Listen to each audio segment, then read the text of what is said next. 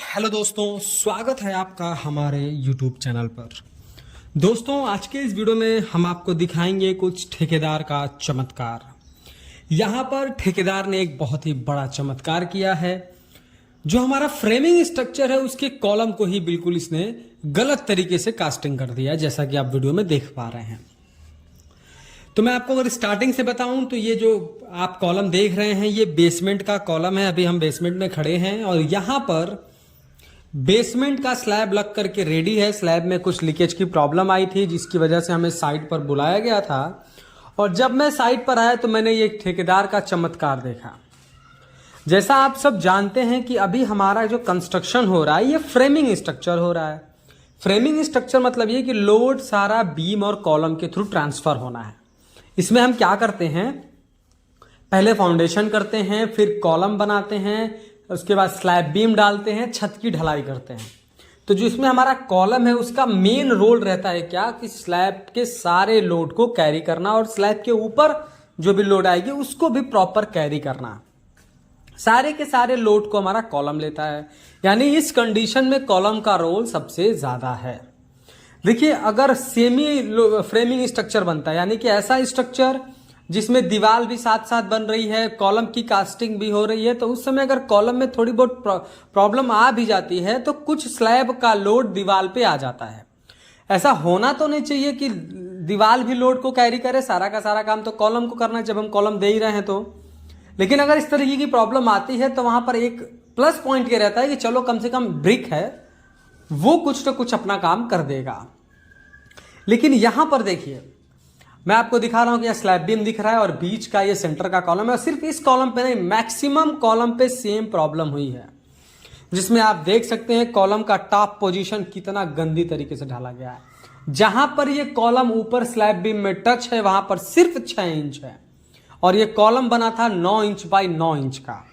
तो सबसे पहले तो इसको पतला कर दिया गया, यानी इसमें स्ट्रेंथ खत्म हो गई, जितना स्ट्रेंथ होना चाहिए। उसके बाद जो उसका सरिया पड़ा हुआ था, आप देखिए सरिया भी नहीं दिख रहा है। न दिखने का मतलब यह है कि या तो रिंग हटा करके सरिया को मोड़ दिया गया, पता नहीं कैसे यहां पर ढाला गया कि इतना पतला कॉलम 9 इंच बाय 9 इंच का कॉलम ऊपर जाकर के अगर 6.5 इंच में आ जाता है तो भी सरिया नहीं दिख रहा है। यानी या तो सरिया को बिल्कुल मोड़ करके जॉगल मार के अंदर कर दिया गया है, जो कि वो भी बहुत गलत तरीका है। रेनफोर्समेंट एकदम स्ट्रेट होनी चाहिए। उसके बाद शेप तो आप देख ही रहे हैं कि शेप में क्या हालत कर दी गई है। यानी इस कॉलम का जो सबसे वीक पॉइंट है, कॉलम छोड़िए, आप इस पूरे स्ट्रक्चर का सबसे वीक पॉइंट है, ये कॉलम बन सकता है। और ये सिर्फ इकलौता ऐसा कॉलम नहीं है, ऐसे 8-10 कॉलम है। पूरे साइड पे लगभग 24-25 कॉलम बनाए गए हैं और इस 24-25 कॉलम में मैंने लगभग 12-14 कॉलम में ये सेम प्रॉब्लम देखने को मुझे मिला है। अब समझते हैं कि ऐसा हुआ क्यों है। अब तो आप ये समझ गए होंगे कितना नुकसान करा गया है कि कॉलम ही जब आपका कमजोर हो गया, आप बेसमेंट का कॉलम है, अब बीच में दीवार नहीं है, सिर्फ आउटर दीवार है, बीच का कॉलम इतना घटिया है, ऊपर फर्स्ट फ्लोर और सेकंड फ्लोर बनना है क्योंकि ये ड्राइंग अप्रूव्ड हुई है टाउन एरिया से। ग्राउंड फ्लोर और फर्स्ट फ्लोर के लिए, यानी बेसमेंट, ग्राउंड फ्लोर और फर्स्ट फ्लोर बनना है। यहाँ पे ये कमर्शियल बिल्डिंग है। Commercial building in the sense कि नीचे पार्किंग है, ऊपर जो है बैंक बनना है और उसके ऊपर क्लाइंट अपने रहने के लिए बनवा रहा है। इतनी सारी चीजें यहां पर होनी है और कॉलम का आप कंडीशन देख सकते हैं कितना गलत तरीके से कास्ट करा गया है। अब समझते हैं ऐसा हुआ क्यों। क्योंकि जब हमने मिस्त्री से बात करी, ठेकेदार से बात की, तो उसने कहा कि पहले क्या है, क्लाइंट ने डिसाइड करा कि हम 8 फीट का ही जो है कॉलम रखेंगे, उसके बाद हम 1 फीट का जो है 9 इंच का अपना स्लैब बीम रखेंगे और छत की ढलाई कर देंगे। यानी वो 9 फीट ही हाइट चाहता था। इस कंडीशन में क्या हुआ कि ठेकेदार ने अपना काम तो कर दिया 8 फीट तक, लेकिन बाद में फिर ठेकेदार को कहा गया कि नहीं, आप 1 फीट और जो है कॉलम की हाइट को बढ़ा दो।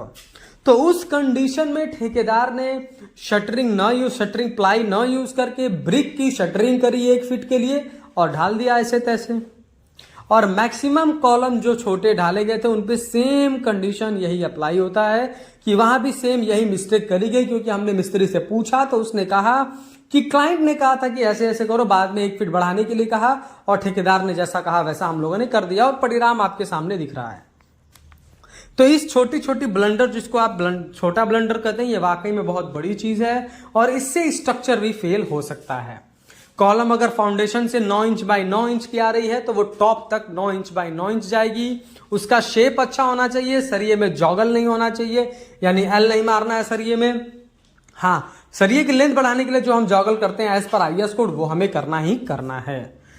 तो ये कुछ ब्लंडर था आज के इस वीडियो में, हमने ठेकेदार का कुछ आपको चमत्कार दिखाया। वीडियो पसंद आया तो प्लीज वीडियो को लाइक कर दें, और अगर चैनल पर नए हैं कंस्ट्रक्शन से रिलेटेड ऐसे ही इंफॉर्मेटिव वीडियोस इन फ्यूचर देखना चाहते हैं तो प्लीज चैनल को सब्सक्राइब करके बेल नोटिफिकेशन को ऑल पर प्रेस कर दें।